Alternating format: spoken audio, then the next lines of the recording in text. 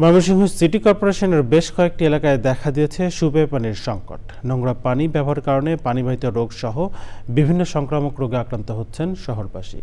একের পর এক অভিযোগ করেও সুরাহা পাচ্ছেন না স্থানীয়রা।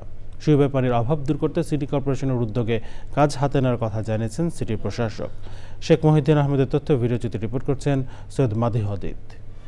7টি পানির ট্যাঙ্কি ও 21টি পাম্প ব্যবহার করেও নাগরিকদের বিশুদ্ধ পানি সরবরাহ করতে হিমশিম খাচ্ছে ময়মনসিংহ সিটি কর্পোরেশন। সংস্কার না করানোর কারণে ইতোমধ্যে নষ্ট হয়ে গিয়েছে 7টি পাম্প। দেখা দিয়েছে বিশুদ্ধ পানির তীব্র সংকট। সিটি কর্পোরেশন থেকে যে সাপ্লাইন পানি দেওয়া হয়, এই পানি খাওয়া তো দূরের কথা, গোসলও করা যায় না। সাপ্লাইয়ের পানি তো খাওয়াও যায় না, আর খাওয়া তো দূরের কথা, গোসলও করা যায় না, কোনো কিছুই করা যায় না। ময়লা আবর্জনা পোকামাকড় অযথা বিলগুলা দেই, পানি তো আসেই না, আর যা আসে সব অনুপযোগী।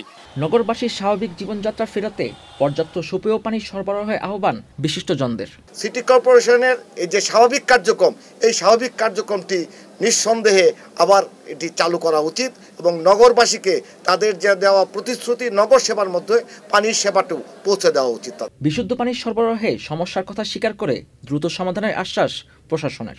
মিনিস্ট্রি থেকে একটা টিম এসেছিল, ওরা স্টাডি শুরু করেছে যে সারফেস ওয়াটারকে ব্যবহার করে কিভাবে এটাকে বিশুদ্ধকরণের মাধ্যমে মানুষকে সাপ্লাই দেওয়া যায়। আর এর পাশাপাশি সাবমার্জিবল পাম্প এর মাধ্যমে পানির জন্য আমরা করছি আর কি, কারণ সাপ্লাই তো একটু সমস্যা আছে।